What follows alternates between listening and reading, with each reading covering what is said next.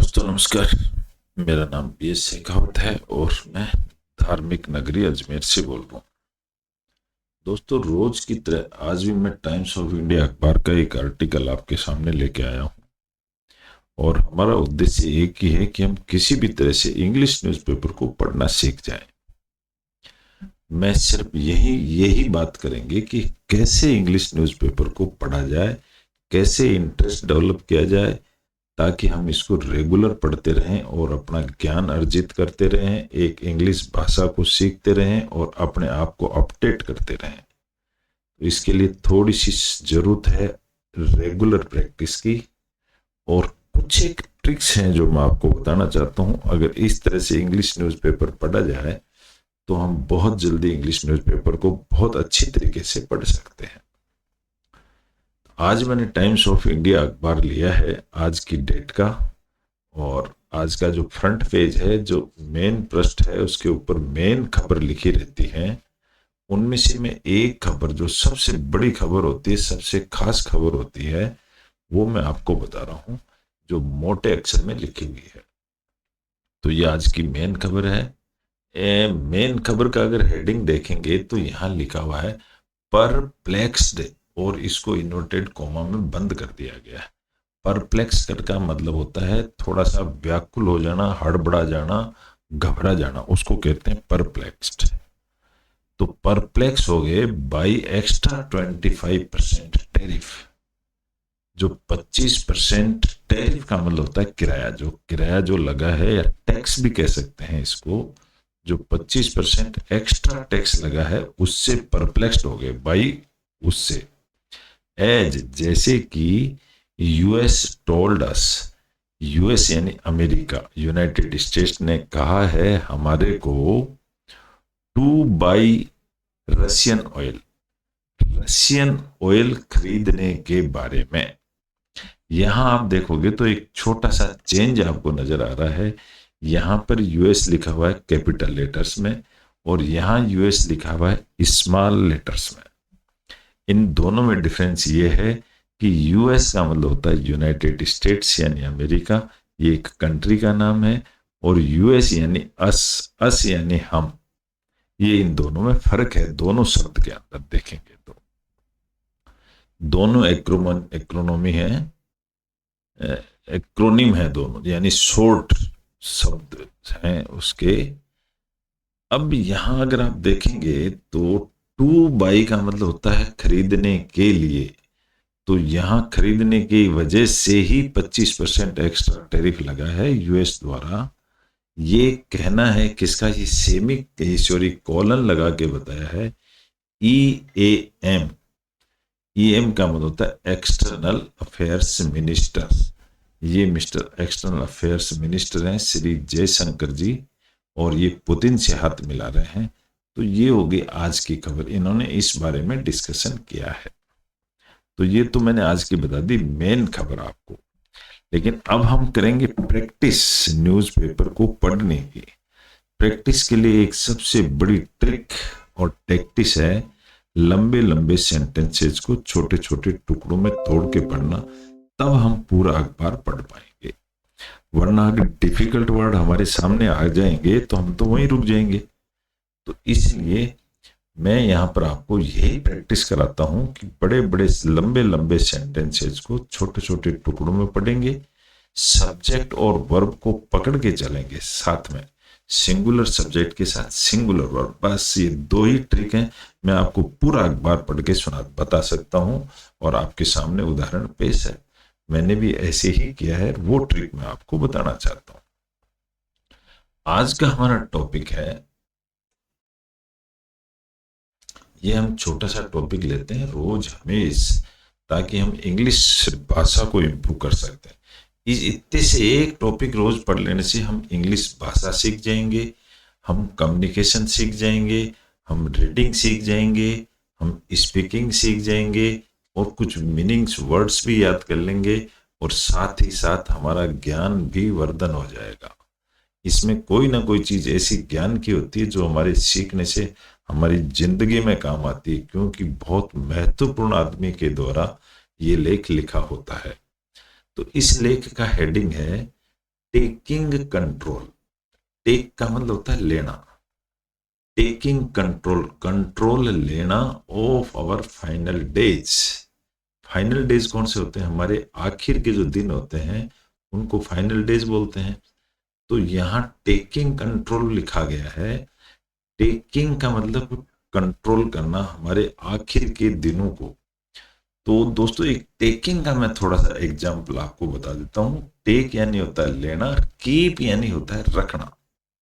तो हम keep control भी यहाँ पर लिख सकते हैं, लेकिन कीप कंट्रोल इसलिए नहीं लिखा क्योंकि कीप का मतलब होता है लगातार रखना, और टेक का मतलब होता है अचीवमेंट, गेन करना, यानी कंट्रोल करना। कंट्रोल करना तो हमने कंट्रोल गेन कर लिया किसी चीज पर, इसलिए टेकिंग लिखा हुआ है। तो टेकिंग कंट्रोल यानी कंट्रोल करना ऑफ आवर फाइनल डेज, हमारे अंत के दिनों पर कंट्रोल कर लेना। अब इस टॉपिक को हम डिटेल में पढ़ेंगे। इस ये टॉपिक को लिखने वाले हैं नारायणी गणेश। नारायणी गणेश कौन है? जरा सा परिचय ले लीजिए। ये नारायणी गणेश हैं और इनकी खासियत ये है कि ये टाइम्स ऑफ इंडिया की एडिटर हैं। ये दी टाइम्स ऑफ इंडिया इसकी एडिटर हैं। स्पीकिंग ट्री की ये चीफ एडिटर भी है। The speaking tree and sacred space भी इनके द्वारा ही लिखा जाता है। और कब से लिखती आ रही हैं? ये 1987 से लिखती आ रही हैं। तो इनका बहुत अच्छा अनुभव है, इन्होंने बहुत अच्छा गाइड किया है हमारे को, और इन्होंने हमारे को इम्प्रूव किया, हमारी इंग्लिश इम्प्रूव करी है, हमारा ज्ञान इम्प्रूव किया है। We are much thankful of her.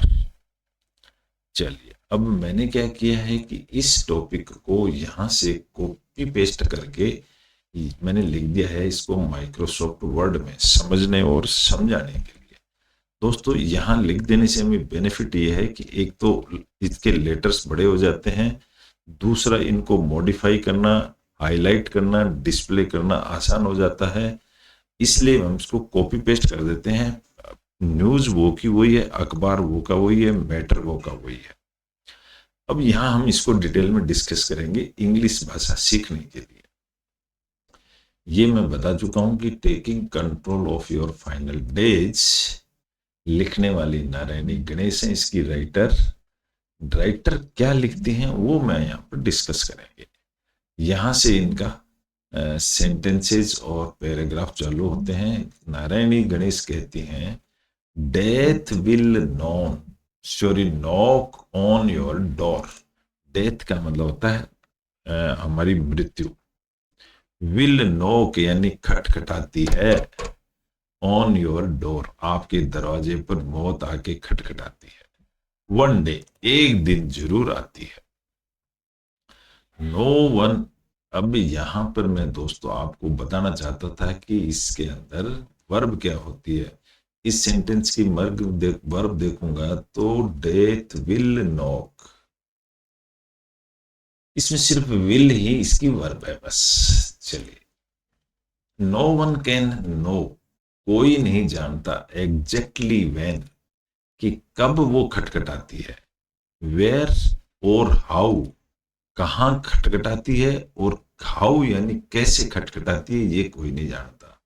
Normally साधारणतया वी एसोसिएट, एसोसिएट का मतलब होता है हम मिल जाते हैं डेथ के साथ विद एजिंग। एजिंग का मतलब एज से ही आईएनजी लग गया तो एजिंग हो गया। जैसे जैसे हमारी उम्र बढ़ती है हम डेथ के नजदीक जाते हैं। सीवियर इलनेस, जो बहुत सीरियस बीमारी होती है। Serious accident, may be some trauma और शॉक। कोई ट्रोमा का मतलब होती है ट्रोमेटिक, बहुत घातक चोट या बीमारी, या कोई झटका भी हो सकता है जो हमें डेथ पे पहुंचा दे।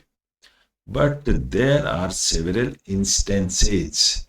इंस्टेंस का मतलब होता है उदाहरण, बहुत सारे उदाहरण हैं of young people, young people के भी, इवन इन्फेंट्स, इन्फेंट का मतलब होता है बच्चा, बच्चे भी, एक्साइटिंग लाइफ, एक्साइटिंग का मतलब उत्तेजित life, due to no clear reason, बिना किसी स्पेसिफिक कारण के भी डेथ आ जाती है। वी एसोसिएट डेथ, यहां से सेंटेंस शुरू हुआ है। अगर आप देखेंगे तो यहां तक बड़ा सेंटेंस है, लेकिन हमने इसको छोटे छोटे टुकड़ों में पढ़ा है। Normally we associate. अब अगर मैं देखूंगा तो वर्ब इसके अंदर है एसोसिएट। एसोसिएट का मतलब होता है मिलना आपस में, तो ये एसोसिएट वर्ब है। दैट इज वाई, इसीलिए death is a mysterious. Death क्या है? इज इसके अंदर एक वर्ब है। ये मिस्टीरियस है। मिस्टीरियस का मतलब रहस्यमय है। एंड ऑफन अनएक्सपेक्टेड इवेंट, और अक्सर ये बिना बताए ही आती है। एक्सपेक्ट का मतलब होता है याद, पक्का, उम्मीद, और अनएक्सपेक्टेड यानी बिना किसी उम्मीद के आती है। ऑल्दो वी नो, भले ही हम जानते हैं, that we are all going to die, हम सब मरने जाएंगे। गोइंग का मतलब वर्ब है। हम सब मरेंगे, पक्की बात है। वन डे, एक दिन। We tend to live, tend का मतलब होता है इरादा, हमारा जो जीने का इरादा है। As if it is a remote possibility, remote का मतलब होता है दूर से। ऐसा लगता है कि ये मौत बहुत दूर है। So we do not plan, इसलिए हम कोई प्लानिंग नहीं करते हैं कि कब मरेंगे। फॉर इट, इसकी। We chalk out. दोस्तों यहां अगर देखेंगे तो चाक आउट एक फ्रेजल वर्ब है।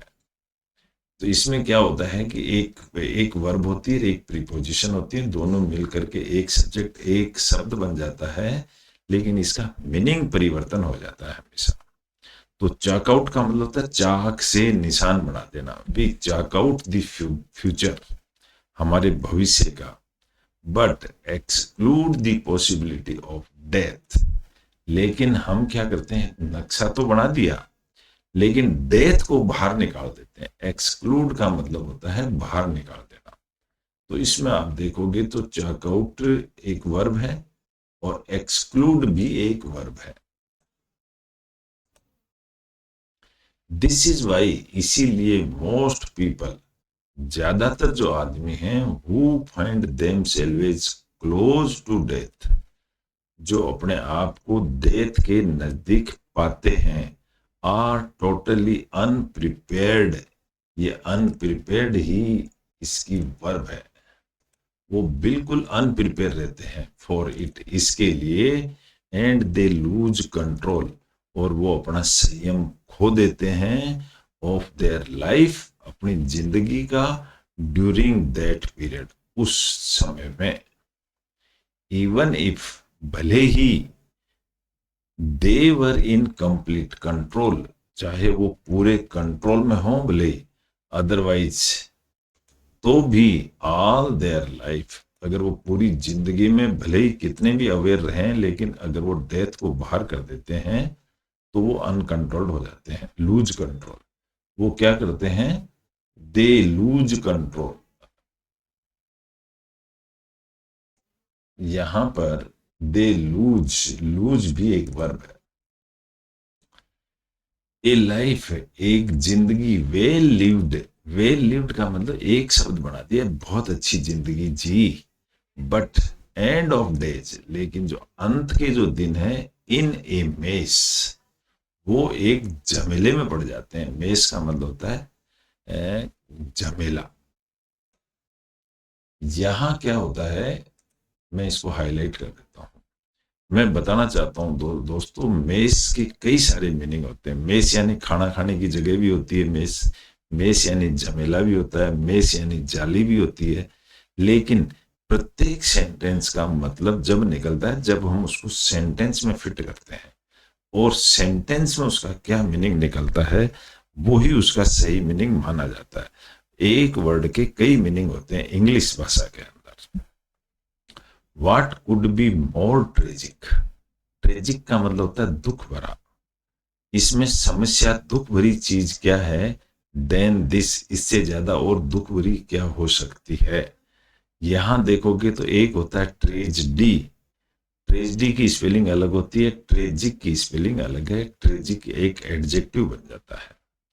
How can you take control, आप इस पर कंट्रोल कैसे कर सकते हैं? ऑफ योर फाइनल डेज, आपके आखिर के दिनों में।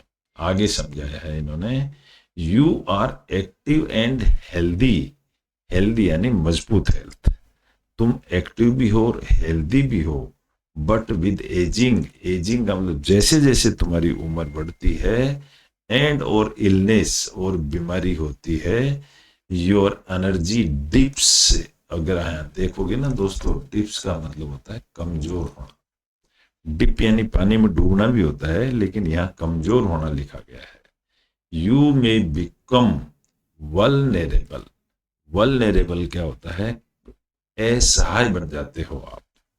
समवन, कोई एक आदमी, मे टेक ओवर, आपकी ले सकता है, योर बॉडी एंड माइंड, आपकी बॉडी और दिमाग को कोई टेक ओवर कर सकता है। टेक ओवर का मतलब होता है लेना। अगर यहां देखेंगे तो ये एक फ्रेजल वर्ब है, इसके साथ में एक वर्ब है और एक प्रीपोजिशन है। If your care giver, care giver को कौन होता है? जो हमारी सहायता करता है। और क्लोज फैमिली, या तुम्हारी फैमिली का क्लोज फैमिली मेंबर लिखा होना चाहिए, लिखा नहीं है।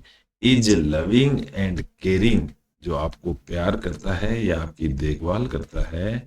डज नॉट हैरंग, हैरंग एक वर्ड है। डज नॉट हैरंग, अगर यहां देखोगे तो हैरंग का मतलब होता है हंगामा भरा, परेशान हुआ। इस शब्द को पढ़ने से भी पता चलता है कि हैरंग एक परेशानी भरा शब्द है, जो आपसे परेशान हो जाता है। और गेट टायर्ड, और थक जाता है। ऑफ यू यानी आपसे, अगर थक जाता है। यू आर इंडीड ब्लेस्ड, तो यू आर सचमुच में, इंडीड का मतलब होता है सचमुच, तो तुम सचमुच में, ब्लेस्ड का मतलब होता है आपके ऊपर बहुत मेहरबानी है। एंड फॉर्चुनेट, और आप भाग्यशाली हो अगर आपके घर में कोई आदमी है तो। वाट, वाट का मतलब क्या होगा? इफ दोज, अगर वो लोग, क्लोज टू यू पैनिक, अगर वो तुम्हारे साथ में दुख भरे नजदीक हो, पैनिक यानी परेशानी। एंड फीलिंग इनसिक्योर, और अपने आप को इनसिक्योर, असहाय महसूस करे, या कहने का मतलब कि आपसे कोई परेशान हो जाए। तो डिमांड टू नो, उनकी डिमांड होती है टू नो, जानने की। व्हाट यू विल लीव, कि तुम क्या छोड़ के जाओगे। विल यानी फॉर देम, उनके लिए। By way of inheritance, inheritance होता है विरासत को कहते हैं, कि तुम उनके लिए क्या छोड़ के जाओगे। इवन हैरास यू, हैरास का मतलब परेशान करना, आपको परेशान कर देगा। टू हैंड ओवर एवरीथिंग, कि सारी चीज दौलत है हमें दे दो। कुछ ऐसे लोग भी होते हैं। The supreme court of India, government का जो सुप्रीम कोर्ट है, हैज रिटेरेटेड, रिटेरेटेड का मतलब होता है इसने दोहराया या बार बार दोहरा रहा है। इसको रेड कर देता हूं मैं, ये वर्ब है इसकी। That parents should not give away, यहां पर गिव अवे एक फ्रेजल वर्ब है माय डियर फ्रेंड्स, यानी गिव एक वर्ब है, अवे इसके साथ में प्रीपोजिशन है। इसका मतलब होता है कि यू, यहां पर ये कह रहा है कि शुड नॉट गिव अवे, आपको नहीं देनी चाहिए देयर एस्टेट्स, एस्टेट का मतलब यहां संपत्ति होती है। एंड सेविंग्स, जो तुम्हारी बचत है। बिफोर दे डाई, वो जब तक मरता नहीं है जब तक नहीं देनी चाहिए। सुप्रीम कोर्ट ने ये दोहराया है। There have been several instances, instance का मतलब होता है उदाहरण, ऐसे बहुत सारे उदाहरण हैं। ऑफ इनहेरिटर्स, इनहेरिटर कौन होते हैं? जो उत्तराधिकारी होते हैं उनको इनहेरिटर्स कहते हैं। एबंडनिंग देयर पेरेंट्स, वो अपने पेरेंट्स को छोड़ देते हैं। एबंडन का मतलब होता है छोड़ना। Once they get their hands on the inheritance, एक बार अगर वो उनकी संपत्ति को पा लेते हैं तो वो उनको एबंडन कर देते हैं, यानी छोड़ देते हैं। यहां अगर आप देखेंगे तो once they get their hands on sorry, यहां हैंड्स ऑन एक वर्ब है और ये फ्रेजल वर्ब है। हैंड्स ऑन यानी प्राप्त कर लेना। मेक प्रोविजंस, प्रोविजन का मतलब एक ऐसे विचार system with your legal advisor, legal advisor वकील को कहते हैं। फॉर एनी प्रॉपर्टी, कोई भी प्रॉपर्टी एंड मनी हो उसके लिए ट्रांसफर टू हैपन, वो ट्रांसफर होनी चाहिए। टू हैपन का मतलब आगे होएगी। ओनली पोस्ट डेथ, वो डेथ के बाद ही ट्रांसफर होनी चाहिए। Even settlement deeds, settlement deeds यानी जो लिखी हुई चीजें होती है ना, हैव केवियट्स, उनके अंदर भी, केवियट का मतलब होता है शर्त रखना, वो भी एक शर्त होनी चाहिए। दैट से, वो कहती है, टिल यू डाई, जब तक तुम मरते नहीं हो, you have the right with you, तो सारे अधिकार आपके साथ हैं।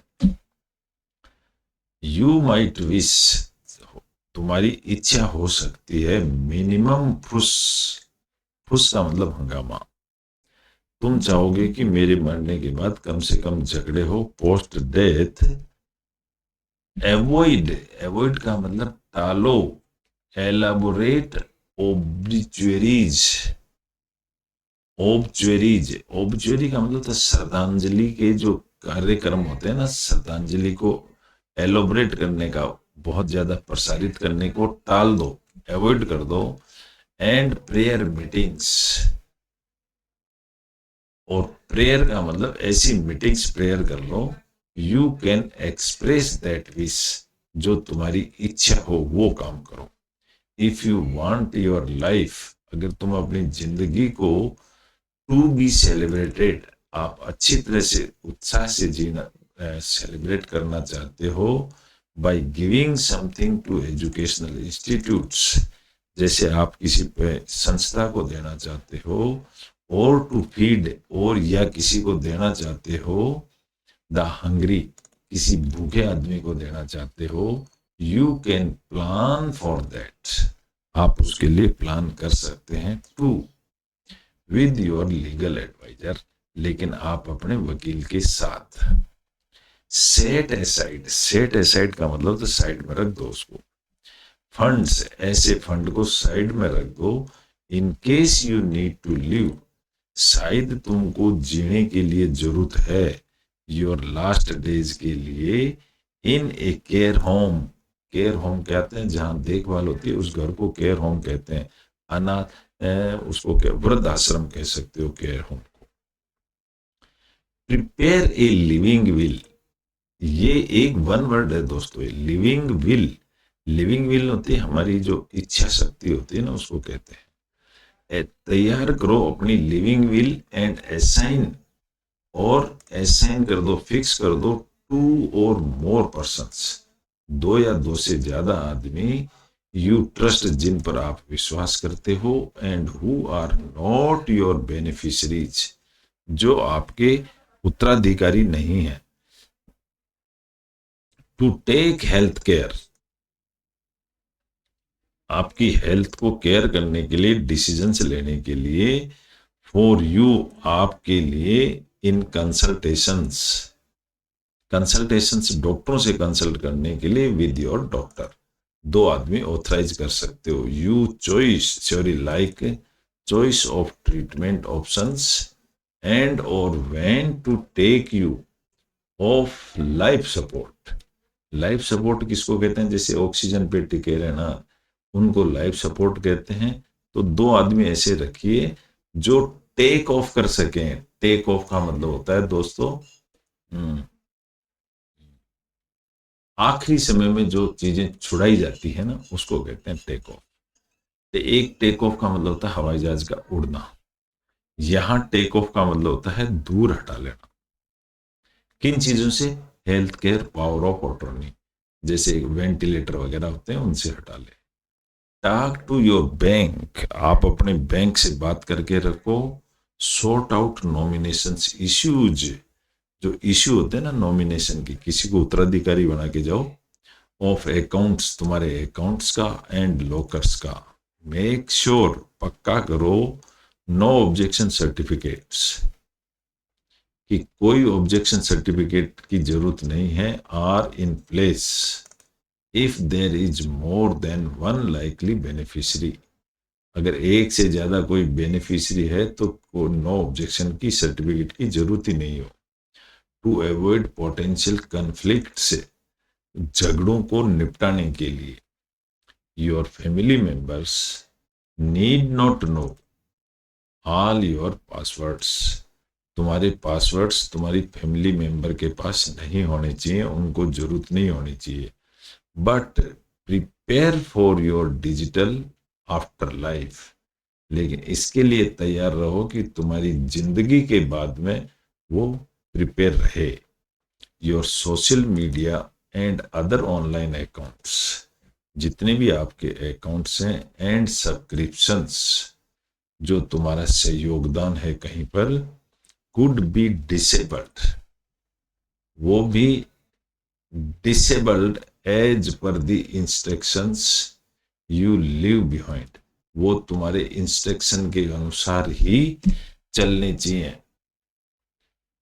योर फोन कॉन्टैक्ट, जिसमें जितने भी तुम्हारे कॉन्टैक्ट नंबर हैं, लिस्ट इज वैल्यूएबल, वो बहुत वैल्यूएबल है, टू इन्फॉर्म देम, उन लोगों को बताने के लिए, ऑफ योर पासिंग, कि तुम गुजर चुके हो। So that password could be shared, इसलिए जो पासवर्ड सिर्फ उन्हीं को शेयर करना चाहिए, विद हूएवर यू ट्रस्ट, जिसके ऊपर तुम विश्वास करते हो। स्टार्ट डीक्लटरिंग, क्लटरिंग का मतलब होता है बिखर जाना, और डीक्लटरिंग का मतलब होता है व्यवस्था कर देना। यहां डी लग गया इसलिए, तो ऐसी चीज व्यवस्था करो। Do not live behind a huge mess, कोई पीछे बड़ा झमेला छोड़ के मत जाओ। ऑफ फिजिकल पोजीशंस, ऐसी कोई फिजिकल पोजीशंस की, जैसे गाड़ी है, सोना है। फॉर अदर्स, दूसरों के लिए। टू सॉर्ट आउट, कि दूसरे इसको सोल्व करें। Once all this is done, अगर सारा काम ऐसा हो गया है तो यू विल से, तो तुम कह सकते हो, आई विल एट डेथ, मैं अब मरणासन के ऊपर हूं। I am ready any time, मैं कभी भी मरने के लिए तैयार हूं। There is nothing to it, ऐसा कुछ भी नहीं है। Eternal life is mine, eternal हमेशा जो लाइफ है वो अब मेरी है। ये इनडायरेक्ट, सॉरी डायरेक्ट स्पीच है, क्योंकि डबल इनवर्टेड कोमा में बंद है। ये आपके खुद के शब्द होने चाहिए। यहां पर आगे लगाया डेस लगा करके, एज डिड परमहंस योगानंद, ऐसे ही परमहंस योगानंद जी एक बहुत बड़े संत थे, उन्होंने ऐसा किया। तो ये इस तरह का छोटा सा टॉपिक था। नारायणी गणेश का ईमेल एड्रेस ये है, अगर कोई मिलना चाहे, बात करना चाहे, मेल करना चाहे। और यहाँ ये देखेंगे तो ये मेरे कॉन्टेक्ट नंबर हैं। कोई भी मेरे से डायरेक्ट किसी भी वक्त कोई क्लैरिफिकेशन हो, कोई डाउट हो, मेरे से पूछ सकता है। बहुत सारी चीजें हैं जो मैं बता नहीं सकता यहाँ पर, लेकिन मैं आपके डाउट्स क्लियर कर सकता हूँ इंग्लिश लैंग्वेज के संबंधित। तो दोस्तों ऐसा ही हमारा एक टॉपिक था, ऐसी हमने प्रैक्टिस करी हुई है, और ये हम इस तरह से हम इंग्लिश न्यूज़पेपर पढ़ना सिखाते हैं, बताते हैं। और मैंने खुद ने ये प्रैक्टिस ऐसे करी है, इसलिए मैं सबको बताना चाहता हूँ कि इस तरह से अगर आप इंग्लिश न्यूज़पेपर को पढ़ें तो बहुत जल्दी एक्सपर्ट हो जाएंगे और आपका कॉन्फिडेंस बड़ा मजबूत हो जाएगा। चलिए, अच्छी है, गुड बाय। कल फिर मिलेंगे एक नए टॉपिक के साथ, जब तक के लिए बाय बाय। आप अपने कमेंट्स दे सकते हैं, कुछ भी है तो। Thank you.